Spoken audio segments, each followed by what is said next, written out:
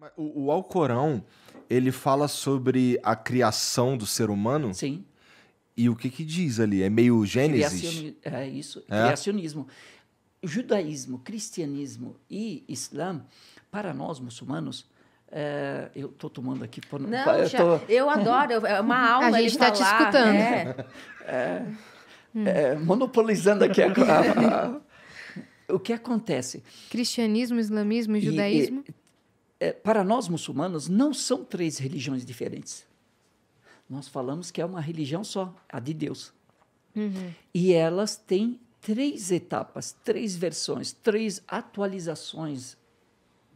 Judaísmo, cristianismo e Islã. Sim. E para nós muçulmanos, a última atualização é o Islã. Por quê? Porque a base é a mesma. E a fonte é a mesma. Deus, Criador. Eu queria perguntar algo sobre isso. Houve um tempo, lá no início, em que os árabes eles eram politeístas. O que mudou para que o monoteísmo fosse a convicção deles? As pessoas, antigamente, todos seguiam a fé de Abraão. E com o passar do tempo, começam a vir superstições, ídolos. E os árabes, eles eram monoteístas. E muitos deles eram cristãos. E o que aconteceu é que, como os árabes, as caravanas iam para o Iêmen e para Damasco, e em Damasco era um grande mercado. Então, levavam mercadoria do Iêmen e traziam mercadorias de Damasco. E o povo de Damasco fazia comércio com a Índia. E alguns comerciantes trouxeram imagens da Índia. E alguns árabes, ao verem aquilo, trouxeram para Meca. E aí introduziram o politeísmo em Meca. Mais tarde, quando veio o profeta Muhammad, veio enviado por Deus, assim como Deus enviou Abraão, assim como Deus enviou Noé para o seu povo, assim como enviou Moisés, assim como enviou Jesus para guiar as pessoas. Então, Deus enviou o profeta Muhammad para trazer os árabes de volta ao monoteísmo e se afastarem dessas questões, porque eles estavam dependentes dessas... Em volta imagens. Da Kaaba, você tinha 360 estátuas, imagens, que eram para cada dia do ano, era uma adoração de um Deus diferente. Então, e o que acontecia? E isso é importante, a sua pergunta é perfeita. O que acontecia?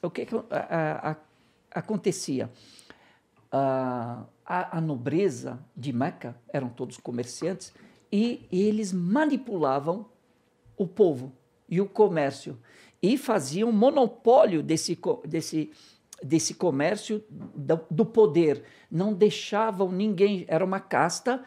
E como que eles chegaram? Utilizando os deuses. Nós fomos escolhidos pelos deuses. Então usavam as imagens, usavam a fé das pessoas para manipular as pessoas. Então, quando o profeta... E é o que aconteceu com Jesus. A mesma coisa que aconteceu com Jesus. Quando ele foi enviado, foi para trazer as pessoas de volta. E aí os donos do poder, que manipulavam, que usavam a religião, usavam a fé das pessoas,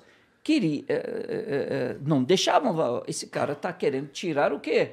Tirar o nosso poder, então vamos combatê-lo. Vamos falar que ele é louco, vamos falar que ele é subversivo. Foi perseguido. E aí persegue, vamos matá-lo, vamos extingui-lo. Porque o nosso... Não que eles não estavam preocupados com a mensagem dele, se era correta ou não, se ele estava falando a verdade ou não. Eles queriam manter o status quo.